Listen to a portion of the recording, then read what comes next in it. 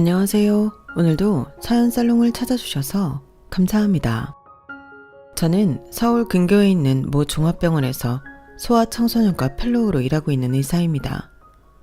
병원 일이라는 게 힘들고 피곤하기는 해도 진료받으며 나아가고 표정이 밝아지는 아이들을 보며 그 속에서 꽤 괜찮은 하루하루를 살아가고 있답니다. 진료하고 회진 돌고 연구 발표 준비하고 잠도 줄여가며 일하다 보면 내 인생이 지금 어디쯤 온 건가 싶은 날도 많았어요.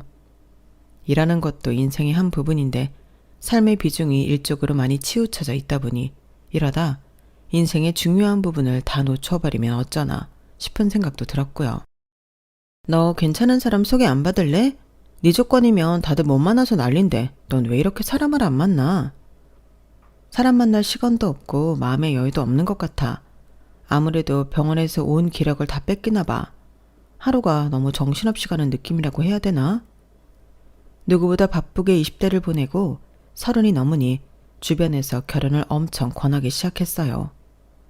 병원에 있다 보면 밖에서 사람 만날 시간이 많지 않다 보니 보통 선보는 걸 권하더라고요.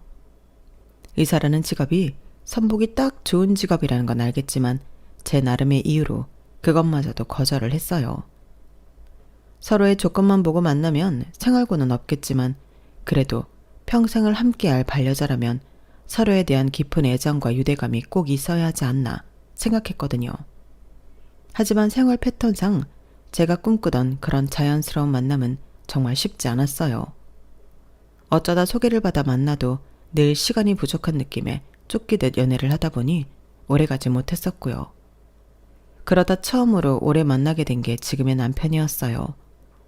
남편은 저와 같은 과 조교수로 있었고 둘 다 병원에서 오래 근무한 만큼 꽤 오래 알고 지내는 사이였어요. 성격도 잘 맞고 일하는 스타일도 잘 맞아서 유독 친하게 지냈었는데 어느 날부터인가 생각 이상으로 대화가 잘 통한다는 걸 느끼고부터는 근무 시간 외에도 약속을 잡아서 만나게 되더라고요. 그렇게 자연스럽게 만나 시간을 보내다 보니 서로에게 호감이 있다는 걸 느껴서 연애까지 이어지게 됐죠. 우선 직업이 같으니 다른 사람들과 만날 때 문제가 되었던 생활 패턴이나 연락 같은 문제는 아예 없었어요. 처음에는 직장까지 같으면 너무 붙어있게 되니 나중에 헤어질 것도 걱정되고 별의별 걱정이 다 들었지만 이런 연애가 오히려 잘 맞더라고요. 힘든 일이 있어도 바로 공유할 수 있고 서로에게 의지하고 조언도 해줄 수 있어서 참 좋았어요. 그렇게 2년쯤 사귀었을 때였어요. 그거 알아? 이 교수님이 병원장님 아들이란 소리가 있대. 뭐? 진짜야? 하나도 안 닮았는데? 외탁인가 보지. 나도 너무 안 닮아서 처음엔 설마 했는데 저번에 병원 뒤쪽에서 친근하게 대화하는 거 봤어. 평소엔 서로 딱딱하게 대하더니 남들 안 볼 때는 그렇게 편하게 대화하는 거 보니까 진짜인가 싶더라. 와, 근데 어쩜 그렇게 티를 안 내? 그것도 대단하다. 그러니까 평소에 얼마나 철저하게 관리하면 티가 안 나나 몰라. 근데 교수님들 사이에선 아름아름 소문이 있긴 했나 봐. 우연히 간호사들이 하는 이야기를 엿듣고 머리를 한 대 얻어맞은 것 같았어요. 이 사람과 연애를 시작하고 이상한 점이 한둘이 아니었거든요. 평소 같았으면 자주 뵙지도 못할 병원장님이 저를 호출해서 이것저것 사담을 나누셨던 점이라든지 자주 소아과에 나타나서 둘러보신다든지 했던 것들이요. 단순히 소아과에 뭔가 주시하는 부분이 있어서 그러신가 했는데 그게 저일 줄은 꿈에도 생각 못했죠. 그리고 부모님 이야기를 하면 늘 얼버무리고 화제를 전환했던 남자친구의 태도까지 내심 이건 조금 이상하다 싶었던 일들의 퍼즐이 한꺼번에 맞춰지는 기분이었어요. 처음엔 너무 당황스러워서 화까지 났어요. 그래도 연애를 꽤 했는데 굳이 아버지가 병원장이라는 걸 숨겼다는 게 배신감이 들기도 하고 서운하기도 했죠. 그게 사실이야? 미리 말 못해줘서 미안해. 그런데 아빠랑은 병원에서 비밀로 하고 있던 거라 얘기하기가 좀 그랬어. 언젠가는 꼭 이야기하려고 했는데 말할 타이밍을 놓친 것 같아. 미안해. 남자친구의 정성어린 사과에 시간이 좀 지나니 마음이 풀리더라고요. 아버지와의 관계를 비밀로 하는 게 어떤 이유인지는 구구절절 말하지 않아도 알 것 같아서 계속 화나 있을 이유는 없었어요. 다 이해되는 상황이고 마음이 풀릴 때까지 꾸준히 사과했기에 화는 금방 풀렸어요. 하지만 화가 가라앉고 나니 문득 다른 감정이 들기 시작했죠. 아버지가 병원장님이었다는 이야기를 들은 후로 남자친구가 그동안 자세히 말하지 못했던 가족 이야기를 해주기 시작했거든요. 남자친구 집안은 할아버지 때부터 3대째 의료인, 의사 집안이었더라고요. 아버지께서 병원장인 만큼 어렸을 때부터 경제적으로 풍족하게 지냈던 건 말할 것도 없었죠. 가끔 남자친구의 어린 시절 얘기를 들을 때마다 풍족하게 산 티가 나긴 했지만 이 정도일 줄은 몰랐어요. 그렇게 가족 이야기를 듣다 보니 문득 제 자신이 좀 작아지는 느낌이 들더라고요. 사실 저는 다른 의사 동료들과는 달리 말 그대로 개천에서 용난 케이스였거든요. 저희 부모님은 어린 나이에 저를 갖는 바람에 책임감으로 결혼을 하게 되었고 깊은 애정 없이 오로지 저에 대한 책임감으로 시작된 결혼은 불행했다고 해요. 부모님께서는 매일같이 싸우셨고 결국은 이혼을 하셨어요.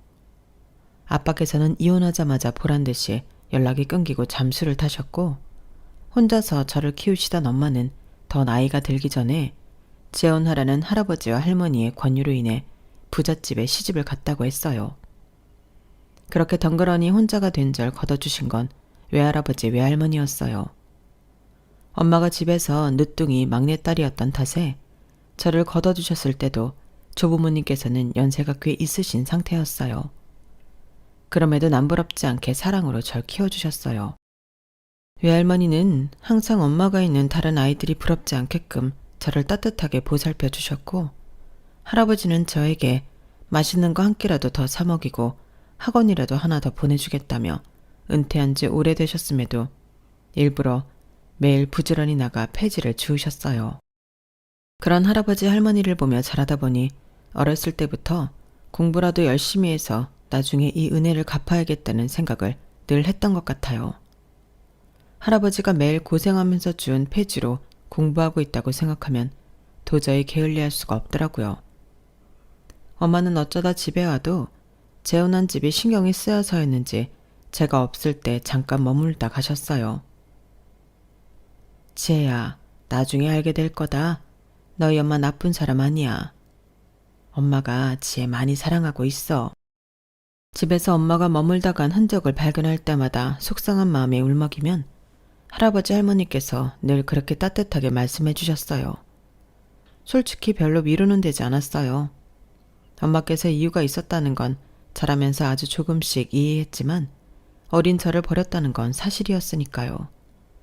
그렇게 항상 부모님을 원망하며 살다가 그냥 부모라는 존재를 잊기로 했어요. 그저 세상에 혼자 남은 손녀를 걷어준 두 분을 위해 하루라도 빨리 커서 효도하고 싶다는 마음뿐이었죠. 사실 처음부터 의사가 될 생각도 없었어요. 의대는 오래 공부해야 하다 보니 부담이 됐는데 가능성을 본 담임 선생님의 견으로 넣었다가 합격하는 바람에 가게 됐죠. 할아버지가 그것도 못해줄 것 같으냐? 이럴 줄 알고 옛날부터 돈 모아뒀으니 걱정 말고 다녀라. 내가 언제 네 공부에 아낀 적 있든? 집에 부담될까봐 의대 안 가겠다는 소리하면 내가 죽을 때도 편히 못 눈 감는다. 그땐 할머니는 이미 세상을 떠나셨을 때였어요. 그래서인지 퇴대한 대학을 빨리 졸업하고 바로 취직할 수 있는 과를 선택하고 싶었는데 합격 사실을 알게 된 할아버지가 등 떠미시는 바람에 그대로 입학을 하게 되었어요. 남들이 보면 그럴듯하게 생각하고 존중받는 직업의 지급은 그때부터 또 죽어라 노력하고 치열하게 공부한 결과였죠. 성장기 시절을 어떻게든 할머니 할아버지 걱정 끼쳐드리지 않고 패 끼쳐드리지 않게 용돈도 아끼고 어쩌다 돈 쓸 일이 생기면 죄스럽게 생각했던 저와는 너무나도 달랐던 남자친구의 가정 환경에 덜컥 겁이 났어요. 이혼 가정인 것만으로도 꺼려하는 세상에 양쪽 부모에게 버려지기까지 한 저를 그쪽 집안에서 어떻게 생각할지 모르겠더라고요. 조부모님 손에서 큰 건 전혀 부끄럽지 않고 오히려 사랑받고 컸다고 자부할 수 있었지만 그건 상대방 부모에게 와닿지 않을 테니까요. 남자친구의 부모님과 가정 분위기에 대해 알아갈수록 불안감은 커져만 갔어요. 결국 나중에는 결혼 이야기가 나오기 전에 이 관계를 정리해야겠다는 생각까지 들더군요. 혹시나 남자친구의 부모님이 저희 할아버지를 상처 주진 않을까 걱정이 됐고 그건 죽기보다 싫었거든요. 우리 이제 그만 정리해야 될 것 같아. 갑자기 그게 무슨 소리야? 나한테 화난 거 있어? 남자친구가 너무 놀란 얼굴로 묻는데 전혀 그런 게 아니라서 눈물이 났어요. 그게 아니라 오빠랑은 미래가 없어. 이대로 만나다가 끝은 결국 결혼인데 우린 너무 다르게 자랐잖아. 오빠네 부모님이 우리 집을 이해해 줄 수 있을 리 없잖아. 뭐야, 그것 때문에 우리가 그만해야 한다는 거야? 절대 그럴 일 없어. 내가 충분히 말씀드려놨고 우리 아빠는 널 알잖아. 좋은 의사라고 생각하고 있어. 당신 노력으로 여기까지 온 거 정말 대단하고 기특하게 여기죠. 그래도 결혼은 집안끼리 문제라던데 이렇게 다른 우리가 과연 잘 살 수 있을까? 겨우 이런 이유 때문에 헤어지자고 한 거야? 내가 절대 그런 감정 못 느끼게 잘할 거야. 나 믿어. 네가 할아버지 얼마나 소중하게 여기는지 아는데 내가 가만히 있을 리 없잖아. 남자친구는 불안해하는 저를 끌어안고 한참을 토닥여줬어요. 머릿속 한구석에는 불안감이 여전히 남아있었지만 끊임없이 믿음을 주는 목소리를 믿고 싶어졌어요. 어떤 노력도 해보지 않고 단순한 불안감 때문에 이런 남자를 놓치면 나중에 후회하지 않을까 하는 생각도 한몫했죠. 그렇게 결국 저희는 결혼까지 이야기하게 됐어요. 얘기 많이 들었어요. 병원 내에서 평판이 그렇게 좋다면서요?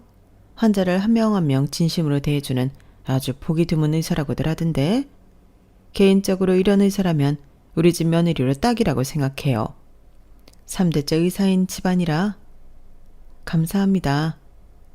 너무 긴장했다. 어머님이라고 불러도 돼요. 우리 집 배경 때문에 고민이 많았다면서? 네? 아, 네. 엄마, 그런 얘기를 뭐하러 해요? 왜? 이런 건 차라리 터놓고 서로 이야기해야 나중에 불편한 게 없는 거야. 난 그럴 필요 없다고 이야기하려고 하는 거예요. 본인도 의사인데 왜 그렇게 위축되어 있어요? 대한민국에서 의사라고 하면 다 껌뻑 죽는 거 모르나? 그게 개천에서 난 용이든 여의주를 물고 태어난 용이든 용은 용인 거지. 안 그래요? 네, 감사합니다. 뭐 우리 정도 조건 되면 가정 환경, 집안 수준 같은 배경도 중요시한다지만 난 그렇게 꽉 막힌 사람은 아니니까 너무 걱정은 말아요. 자기 힘으로 노력해서 스스로 여기까지 올라온 게 사실은 더 대단한 거잖아. 안 그래? 사람들은 왜 노력을 안 보고 태어나자마자 주어진 거에 집착하나 몰라? 좋게 봐주셔서 감사합니다. 절 보면 질색팔색할 걸 예상하고 갔던 자리인지라 생각보다 상냥한 말투로 매너 있게 대해주시는 예비 시어머니의 모습에 안심이 되면서도 한편으로는 기분이 찜찜하더라고요. 100% 제가 며느리 될 사람으로서 마음에 들어서 잘해주신다기보다는 마음에 안 들지만 아들이 좋다니까 그래도 의사니까 이만하면 됐지 라는 생각으로 대해주시는 게 다 느껴졌거든요. 남자친구가 사전에 말을 잘해놓은 모양인지 헤어질 때까지 저에게 대놓고 무례하거나 기분 상하게 하는 말씀이나 행동은 하지 않으셨지만 사실은 저보다 더 좋은 배경의 조건인 여자가 있었으면 더 좋았겠다라는 아쉬움이 묻어나 보이는 건 어쩔 수 없었어요. 하지만 저로선 이렇게 차이나는 집안 환경에 이 정도 예의 있게 대해주신 것만도 감사한다는 생각에 그것쯤은 아무렇지 않게 넘겼어요. 그저 큰 고비를 하나 넘겼구나 라고만 생각했거든요. 그런데 본격적인 갈등은 양가 부모님과의 인사가 끝나고 나서부터 시작됐어요. 병원에서는 예비 시아버지가 휴일에는 예비 시어머니가 번갈아 가면서 제게 관심을 보이셨거든요. 평소엔 잘 오지도 않던 분이 소아과 병동을 드나들기 시작하니 같이 일하는 의사와 간호사들도 많이 불편해하고 불안해했어요. 뭐야? 진짜 우리 과에 마음 안 드는 사람이라도 있으신 거 아니야? 그러니까 언젠가보다 자꾸 오시더니 요즘은 꽤 자주 오시네. 원래는 코빼기도 안 보이시던 분이. 안 그래도 힘들어 죽겠는데 요즘 자주 오시니까 짜증나네. 그런 투덜거림에 공감하면서도 사실대로 말하지 못해서 참 미안했어요. 이제 병동 사람들은 다 남자친구와 제 관계에 대해 알고 있었지만 남자친구가 병원장 아들이라는 사실만은 식장 들어갈 때까지 비밀로 지키기로 했거든요. 그래서 속 시원하게 말도 못하고 너무 힘들었죠. 그것뿐만이 아니었어요. 쉬는 날에는 제 스케줄을 어떻게 하신 건지 틈만 나면 시어머니가 불러서 같이 밥 먹자고 하기 시작하셨어요. 처음 점심 제안을 하셨을 땐 나름대로 기쁜 마음이었어요. 저에게 먼저 다가와서 마음을 열어주신다고 생각해서 너무 감사하고 좋았거든요. 남자친구도 좋아했고요. 우리 엄마 정말 깐깐한 분인데 그래도 당신이 참 마음에 들었나 봐. 이왕 가족이 되는 거 친해지면 좋지. 잘 지내봐. 그렇게 처음엔 가벼운 이야기들을 했어요.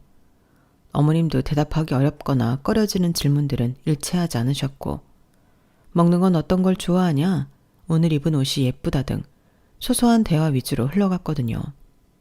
저도 의사인지라 주변에 의사 가문인 사람들이 어떤 성향인지 대충 알아서 그렇게 편견 없고 소탈하게 대해주시는 게 얼마나 기뻤는지 몰라요. 게다가 엄마 없이 자란 제 손을 따뜻하게 잡아주시고 식사도 사주시는 모습이 마치 엄마가 있었다면 이런 기분이었을까 싶은 마음까지 들게 했어요. 그러다 보니 어머님의 식사 제안을 거절할 이유가 없었고 나중에는 제가 먼저 연락을 드리기까지 했어요. 그때만 해도 어머님과 이렇게 될 거라곤 꿈에도 상상 못했었죠. 정말 가족처럼 잘 지낼 수 있을 것 같았거든요. 그런데 어느 순간부터 대화가 아주 서서히 불편한 쪽으로 다시 흐르기 시작했어요. 어머님을 처음 만났던 그날처럼요. 예단은 어떻게 하기로 했니? 아, 예단은 간소하게 하기로 이야기 나눴어요. 어머, 간소하게? 네, 요즘은 다들 간소하게 하는 추세라고 하더라고요. 서로 부담스럽지 않은 선에서 하려고 해요. 아, 그래? 그럼 서로 부담스럽게 할 필요는 없지. 요즘 세상에 누가 예단에 목매겠어. 그치? 있는 집은 있는 집대로, 없는 집은 없는 집 나름대로 성의껏 준비하면 되지. 딱히 저희 집이 시댁에 비해 예단 부담이 커서 그랬다기보다는 결혼에 붙는 허례허식을 줄이고 간편하게 하자는 취지였는데 어머님께서는 굳이 콕 집어서 저희 집을 없는 집이라고 언급하시더라고요. 그때는 정말 순간적으로 표정 관리를 못했을 정도로 기분이 좋지 않았어요. 착각인지는 몰라도 제 표정이 굳는 걸 본 어머님이 슬쩍 입꼬리를 올리는 것까지 봐버렸죠. 그날 어찌저찌 식사를 잘 마치고 돌아왔지만 찜찜한 기분이 가시질 않았어요. 집에 계신 할아버지 얼굴을 보니 괜히 더 속상했고요. 어차피 결국엔 이런 식으로 돌려서 깔 걸 그동안 왜 그렇게 잘해주셨나 싶은 생각도 들었어요. 제 욕은 참아도 할아버지 욕만큼은 절대 그냥 들을 수 없었어요. 그 생각을 하니 정말 마음 단단히 먹어야겠더라고요. 남편과의 결혼을 포기하지 않는 한 앞으로는 이런 얘기를 가만히 듣고만 있지 말아야겠다고 결심했어요. 하지만 그렇게 결심을 했음에도 어쩔 수 없는 사이에 묵묵히 당해야 할 때도 있었죠. 그 일이 있은 후부터 어머님의 점심 약속 제안을 의도적으로 피했어요. 생각해보니 일하고 공부하느라 얼마 없는 귀한 휴일을 어머님과의 시간에 너무 많이 투자했더라고요. 예, 요즘은 바쁘니? 못 본 지 한참 됐다? 아, 어머님, 요즘은 일이 좀 바쁜 시기라서요. 제가 좀 괜찮아지면 연락드릴게요. 그래? 아, 자주 만나다가 안 만나니 영 서운해서. 그나저나 니네 예식장 잡은 거 봤다. 내가 유학금 부담하고 취소했어. 네? 취소하셨다고요? 그게 무슨 말씀이세요? 아, 아직 못 들었구나. 아니, 지난 주말에 니네가 잡았다던 예식장 가봤는데 사이즈가 작아도 너무 작잖아. 그리고 의사 둘이 결혼하는데 적어도 호텔 예식장은 잡아야지. 일반 예식장은 뭐니? 예식장 크기는 남편이랑 예상 하객수 계산해서 상의해보고 결정한 거예요. 그 이상이면 너무 크기가 커져서 저희 쪽이 힘들어요, 어머님. 그래, 나도 다 얘기 들었다. 그래도 경사스러운 날인데 자리가 좁아서 미어 터지는 것보다는 조금 널널하게 이용하는 게 먼 길 와주시는 하객들한테도 그렇고 보기에도 그림이 더 예쁘지 않겠니? 내가 전에 작은 예식장을 가봤는데 좁은 예식장에서 하면 결혼식장이 아니라 시장바닥에서 결혼하는 것 같다니까? 또 우리 집은 부를 하객이 좀 많은 줄 아니? 집안 체면을 생각해서라도 그건 좀 아니지. 너도 부를 수 있는 하객은 다 끌어모아서 불러. 모자라면 신부 쪽으로 우리 하객 좀 보낼 테니까. 그래도 이제 와서 예식장 바꾸면 금액도 너무 부담스러워지고. 그러니까 위약금이랑 예식장 넓혀서 나오는 차익은 우리 집이 부담한다니까 그러네. 설마 그것도 못 해줄까 봐. 잊었어? 우리 집은 무려 3대가 의사 집안인걸. 너희 집 형편 뻔히 다 아는데 그런 부담 줄 생각은 없으니까 걱정하지 말렴. 어머님은 위약금과 차액을 부담하면 다 괜찮은 거 아니냐는 식으로 말씀하셨지만 제가 느낀 기분은 그게 아니었어요. 남편과 깊이 상의해서 결정한 부분이었고 벌써부터 이런 사소한 것을 강제하시는 걸 보니 앞으로의 결혼 생활이 어떨지 눈앞에 선명하게 그려지더라고요. 미안해. 내가 먼저 말을 했어야 했는데 엄마가 너무 난리치시는 통에. 당신도 그 자리에 있었으면 어쩔 수 없었을 거야. 그래도 대신 더 넓고 좋은 호텔 예식장 비용 대주신다니까 좋은 게 좋은 거라고 생각해주라. 엄마도 나쁜 의도로 그러신 건 아니니까. 그래도 가정이 기분 나빠. 이거야 처음이니 그렇다지만 앞으로도 이런 식으로 부부 둘이 결정한 문제에 관여하시면 나 이 결혼 못해. 나도 남 부끄럽지 않게 열심히 살았는데 시부모님께 전혀 존중받지 못하는 결혼 생활은 하고 싶지 않아. 당연하지. 나도 이번 일은 솔직히 화가 많이 났어. 앞으로는 이런 일 없을 테니까 걱정하지 마. 다행인 건 그 일 이후로는 남편이 시댁에 무슨 말을 한 건지 아니면 어머님께서도 뭔가 스스로 눈치챈 게 있으신 건지 이렇다 할 터치는 없으셨어요. 대화할 때마다 불편하게 은근히 서로의 집안을 비교하는 말도 없으셨고요. 어머님과의 만남을 줄인 것도 도움이 됐어요. 그때는 모든 게 나아지고 있는 줄로만 알았어요. 지금 생각해보면 나중에라도 그런 성향이 문제가 될 걸 알면서도 어머님 하나 때문에 이 결혼을 업고 남편과 헤어질 자신이 없어서 눈치만 보면서 덮어두었던 것 같아요. 그냥 다 괜찮을 거고 괜찮아진 거라고 믿고 싶었죠. 하지만 드레스를 고르러 가는 날이 다가오자 어머님께서 예고도 없이 나타나셨죠. 어머님, 어떻게 오셨어요? 엄마, 아니 니네 오늘 드레스 투어 간다는데 내가 궁금해서 참을 수가 있어야지. 그리고 이런 거 볼 때 한 명 더 따라가면 좋은 거 모르니? 어른들 보는 눈이 제일 정확하기도 하고. 엄마, 눈치 없이 여긴 왜 오셨어요? 안 그래도 드레스 갈아입기 힘들 텐데 엄마가 있으면 불편해서 되겠냐고요. 이럴 줄 알았으면 언제 어디서 만나는지 말씀 안 드렸죠. 뭐? 너는 어떻게 아들이라는 놈이 이렇게 엄마 마음을 몰라? 내가 딸이 있길래 뭐래? 요즘 젊은 애들은 드레스 어떻게 입나 볼 수 있는 날이 이때밖에 없는데 그거 구경 하나 못 시켜주니? 드레스는 결혼식 날 보셔도 되잖아요. 꼭 여기까지 쫓아오셔야겠어요? 여보 그만해. 이미 오셨는데 너무 그러지 마. 시간도 다 됐고 들어가자.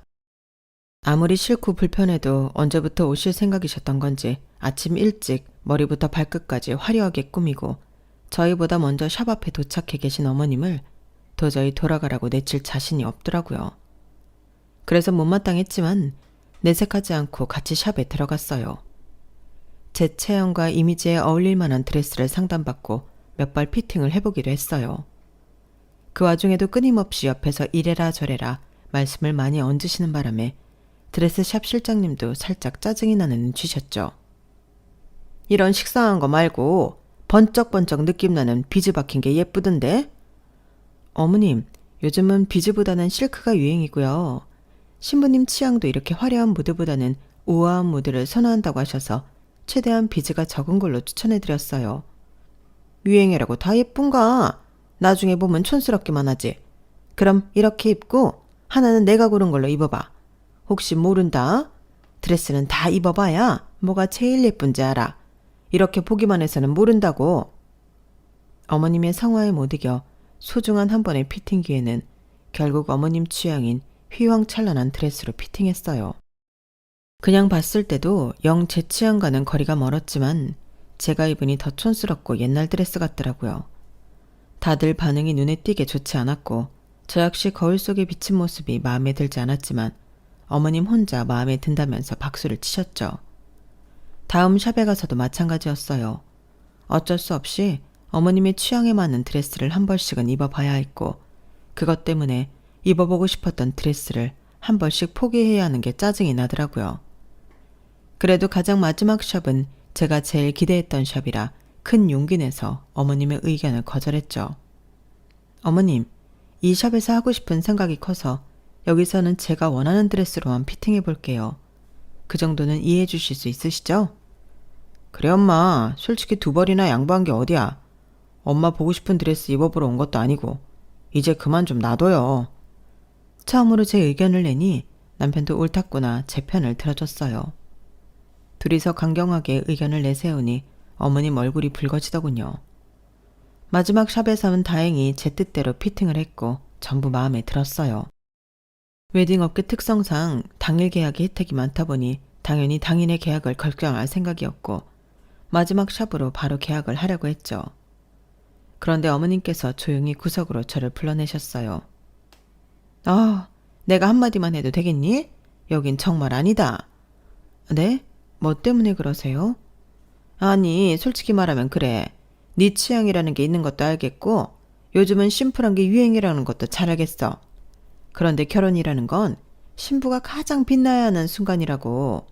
그런데 너처럼 밋밋하게 생긴 애가 드레스까지 저렇게 밋밋하게 입어버리면 그날 주인공 같겠어? 요새는 하객들도 얼마나 여우처럼 예쁘게 꾸미고 오는데 게다가 우리 하객은 우리 쪽 하객이니만큼 다들 명품옷 입고 올 텐데 네가 게임이 되겠냐고. 이왕이면 더 비싸고 화려한 비즈 드레스가 많았던 2번째 샵을 했으면 좋겠는데? 어머님이 말씀하신 샵은 유명 연예인들도 많이 입는 고가의 드레스 샵이었어요. 하지만 막상 입어보니 저와 어울리지 않는 디자인이 많아 가장 염두에 두지 않았던 곳이었죠. 어머님, 그래도 샵 정도는 제가 고르게 해주세요.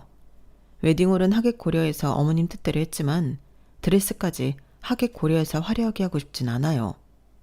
네가 뭔가 착각하나 본데 실크가 아무한테나 어울리는 줄 아니? 지금이야 드레스니까 다 이뻐 보이지. 실크는 좀 피부도 하얗고 깨끗해야 이뻐 보이는 건데 네가 무슨 연예인도 아닌데 실크 입는다고 예뻐 보일 줄 아냐고. 조명에 반짝반짝 빛이 나는 드레스를 입어도 이뻐 보일까 말까인데 그건 자연스럽게 곱게 자라서 귀티나는 애들이나 입는 거지. 너 힘들게 산 티 감추려면 화려해야 하지 않겠냐고. 어머님, 무슨 말씀을 그렇게 하세요? 저만 힘들게 살아요? 의사들은 원래 다 힘들어요. 어머, 얘 좀 봐. 다 알아들었으면서 모른 척하긴. 그래, 네 마음대로 해라. 네 결혼인데. 네가 촌스럽던 말던 나랑 무슨 상관이겠니? 계약해라 해.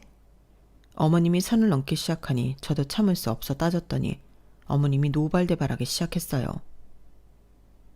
하긴 2번째 샵은 너한테는 너무 고급스럽긴 하지. 피부색이랑도 안 맞고. 여배우들이나 입어야 소화할 걸 너한테 소화하라고 한 내가 잘못이다. 어? 하여간 돈도 써본 놈이 쓴다고 예쁜 것도 입어본 놈이 입는다고 뭐 하나 제대로 된 걸 못 고르니 내 속에 천불이 난다. 천불이 나. 어머님은 분에 못 이겨 그대로 뛰쳐나가셨어요. 뭐야, 엄마랑 싸웠어? 자초지종을 모른 채 기다리고 있던 남편에게 대략적으로 이야기를 해주니 남편은 기가 막혀 했어요. 진짜 왜 저러시냐? 내가 미안해. 옆에 있을걸. 됐어. 어머님 잡으러 가봐. 엄마가 마음대로 오고 싶어서 오고 가고 싶어서 가는데 뭐하러 잡아. 다른 말 나오기 전에 얼른 계약하고 집에 가자. 남편의 배려 덕분에 원했던 샵으로 무사히 계약하고 집으로 돌아왔어요. 남편이 든든하게 제 편이 되어주는 덕에 기분 나빴던 감정은 금방 사라졌지만 어머님께서 계속 이런 식으로 나오신다고 생각하면 앞으로가 걱정되긴 하더라고요. 제 앞에선 티를 별로 안 냈지만 남편은 그날도 화가 많이 났었는지 시부모님과 대판 싸운 모양이었어요. 그렇게 서로 연락 안 하고 지내던 중 상견례 날짜가 다가왔죠. 할아버지께서는 제 길을 세워주시겠다며 아껴두셨던 멋있는 정장을 갖춰 입으셨어요. 솔직히 시부모님 쪽이 할아버지 혼자 나오신 건 보고 어떻게 반응할지도 걱정되기는 했지만 할아버지를 건드린다면 정말 이 결혼을 엎을 각오를 해야겠다는 생각으로 상견례에 나갔어요. 그래도 나름 사회적으로 지위도 높고 품위 유지를 위해서라도 그렇게 무례한 행동은 안 하시겠지 스스로를 안심시켰죠. 처음엔 분위기가 괜찮았어요. 할아버지 혼자서 저를 키우느라 힘드셨겠다면서 시부께서는 존경을 담은 따뜻한 말씀도 많이 전하셨죠. 그런데 결혼 준비를 진행한 얘기가 나오면서 어머님 표정이 달라지기 시작했어요. 뭔가 건수를 잡았다는 듯한 표정이더라고요. 아참, 웨딩홀 크기를 좀 키운 건 알고 계시죠? 원래 결혼식이 혼주 행사인데 아무래도 우리 며느리가 부모님 쪽 인맥도 없고 하다 보니 우리 집보다는 하객수가 많이 적을 것 같은데 요즘은 하객 아르바이트 하는 젊은 사람들도 많은 거 알고 계세요? 신부 쪽은 아르바이트를 좀 고용해야 할 것 같아서요. 순간 식탁 위로 찬바람이 쌩 불었어요. 할아버지께서는 어색하게 웃으셨죠. 요새는 없는 자리 채우려고 그렇게까지 합니까? 그럼요.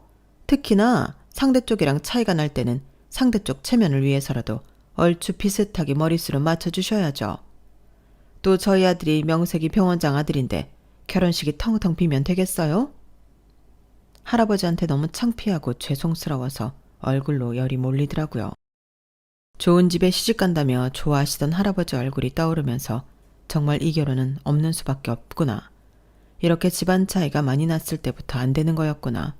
5만 가지 생각이 다 들었을 때였어요. 없는 인연을 돈으로 메우는 건 사치입니다.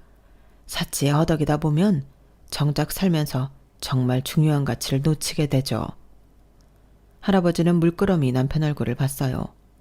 그 시선을 눈치챈 시어머니께서 노발대발하기 시작했죠.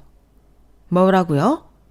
참, 못할 소리 한 것도 아니고 우리 집 체면 좀 지켜달라는데 누굴 가르치려고 들어요? 어머님께서 그러시면 솔직히 아버님께서 말려주실 줄 알았어요. 아버님은 늘 차분하고 말씀이 없으셨지만 그렇게 몰상식한 분은 아니라고 생각했거든요. 솔직히 처음부터 집안 차이가 너무 나서 내 아들이 아깝다고 생각하긴 했지만 이렇게까지 구두쇠일 줄은 몰랐습니다. 물론 은퇴하고 나서 딸이 버린 자식을 혼자 키우신 부분은 존경합니다만 무리한 요구를 부탁드린 것도 아닌데 거절하시면 저희도 곤란하죠.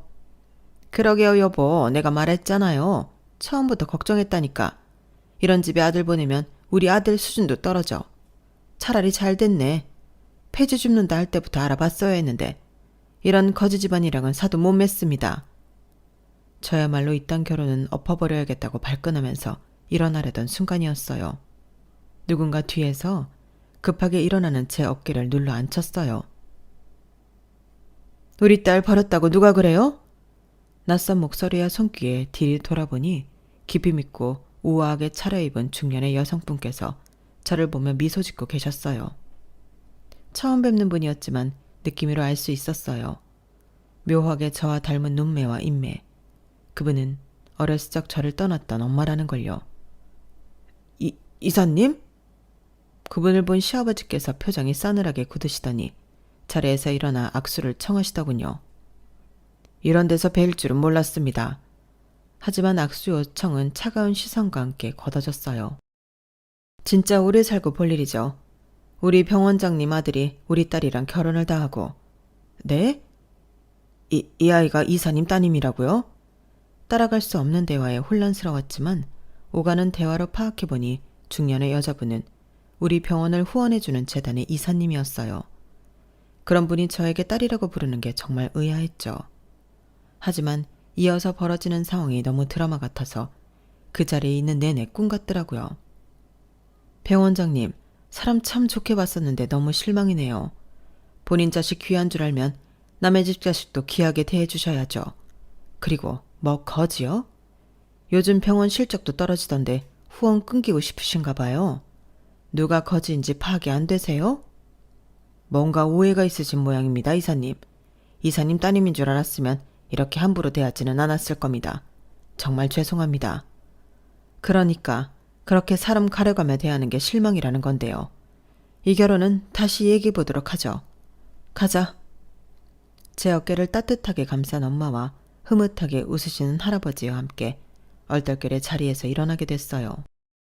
이게 도대체 무슨 상황인지 정말 꿈이라도 꾸고 있는 건지 상황 파악이 안 됐죠. 잠시만요, 장모님. 남친이 돌아서는 엄마를 다급하게 불러 세웠어요. 없다고 생각했던 장모님이 등장하니 부리기 어색해하는 게 티가 났죠. 너무나도 갑작스러운 상황이라 저도 뭐가 뭔지 모르겠지만 저희 부모님 무례를 사과드립니다. 이대로 떠나보내면 결혼이 엎어질 것 같아서 저는 이 사람이랑 헤어질 생각 없습니다. 결혼 허락해 주세요. 이런 집안인 거 뻔히 다 봤는데 어떻게 허락해 주라는 거죠? 내 딸 고생길이 훤해 보이는데요. 아무리 옆에서 편들어준다고 해도 근본적인 스트레스가 사라지나요? 그 말에 남친은 고개를 숙였어요.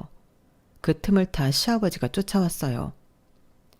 이사님, 자세한 이야기는 저희끼리 하도록 하시죠. 오해 풀고 싶습니다. 아드님은 이렇게 저희 딸한테 애틋한데 두 분은 참. 더 이야기하고 싶은 마음은 없고요. 재단 후원 끊기고 싶지 않다면 아드님은 저희 집 대릴 사유를 보냈다 생각하시고 다시는 아드님 보실 생각하지 마세요. 우리 딸은 물론이고 아드님까지 터치할 경우엔 이 결혼도 없었던 일, 후원도 받지 않겠다는 걸로 알아드릴게요. 네? 아이고, 네 감사합니다 이사님. 아들이야 뭐 이사님 사유로 들어가는 거라면 대환영이죠. 자식 없는 셈 치고 살겠습니다. 네. 뭐? 여보 정신 나갔어? 내가 얼마나 힘들게 내 배 아파 낳은 아들인데. 당신은 조용히 하네. 이게 다 누구 때문에 일어난 일인데. 아유 이 망신덩어리야. 내가 너 때문에 못 산다. 뭐가 중요한 건지를 알아야지. 시부모님이 투닥거리는 소리를 뒤로하고 우리는 식당을 빠져나왔어요. 그리고는 자리를 옮겨 긴 이야기를 했죠. 엄마께서는 어린 시절 아빠와 사고를 쳐서 저를 낳고 결혼 생활이 많이 힘드셨다고 했어요. 어린 나이에 아이를 키우게 된 것도 힘든데 매일같이 싸우다 결국 이혼을 하고 아빠가 사라졌다시피 했을 때 정말 막막했다고 하시더군요. 사실은 재혼은 내가 하라고 했다. 너희 엄마도 할아버지한테는 아직 앞길이 창창한 소중한 막내딸이었단다. 그래서 시집갈 수 있을 나이일 때 좋은 집에 시집 보내고 너를 내가 키우겠다고 했지. 나도 당시엔 너를 책임지려면 어떻게든 여유 있는 집에 시집가는 수밖에 없다고 생각했어. 그땐 여자들이 일을 할 수 있는 분위기도 아니었고 너를 낳고 키우느라 공부도 많이 못했을 때라서 참 어리석은 판단을 했지. 그래도 후회는 없단다. 비록 부모로서 너에게 따뜻한 사랑은 못 줬지만 여기까지 오는데 부족함 없이 금전적으로 후원은 해줄 수 있었으니까. 그제서야 모든 게 이해가 됐어요. 할아버지께서 연금이 나온다고는 해도 폐지만으로 제 학비를 다 지원해 주시고 용돈도 부족함 없이 주셨던 걸 늘 의아하게 생각했거든요. 모든 걸 알게 되니 제 이야기인데도 정말 거짓말 같다는 생각이 들더라고요. 드라마에서나 볼 법했던 이야기가 제 삶이었을 줄은 몰랐거든요. 폐지를 지으며 저를 키운 외할아버지, 조용히 뒤에서 저를 밀어준 엄마, 그리고 누구보다 저를 아껴주는 남편과의 결혼. 처음엔 사랑만 있으면 충분하다고 믿었어요. 그런데 결혼을 준비하다 보니 확실히 사랑 말고도 견뎌야 하는 것들이 참 많더라고요. 무례한 말에도 모욕적인 말에도 매번 억지로 웃으며 넘겼던 수많은 순간들이 제 마음에 작은 흠집들을 남기고 있었죠. 그런데 마지막 순간 제 곁엔 누구보다 단단한 가족이 있었어요. 겉으로 봐선 아무것도 내세울 것 없어 보였을지 몰라도 가장 결정적인 순간에 마법처럼 나타나 저를 지켜주더라고요. 눈으로 보이지 않는다고 해서 공기가 존재하지 않는 게 아닌 것처럼 비록 먼 발치에서 존재조차 모르고 살았던 엄마의 사랑이 이날까지 저를 살게 했다는 건 무엇보다 가장 큰 감동이었어요. 엄마 덕분에 무사히 사랑하는 사람과 결혼식을 올렸고 더 이상은 시댁의 무례한 말에 상처받지 않아도 되는 편안한 나날을 보내고 있답니다. 제 사연이 많은 분들에게 힘이 되길 바라면서 제 인생의 가장 드라마 같은 순간을 공유하기 위해 사연을 적었습니다. 오늘도 우리의 날의 기적을 믿으며 희망차게 살아가셨으면 합니다. 행복하세요. 여러분, 사연 댓글에 응원과 현명한 조언 부탁드려요.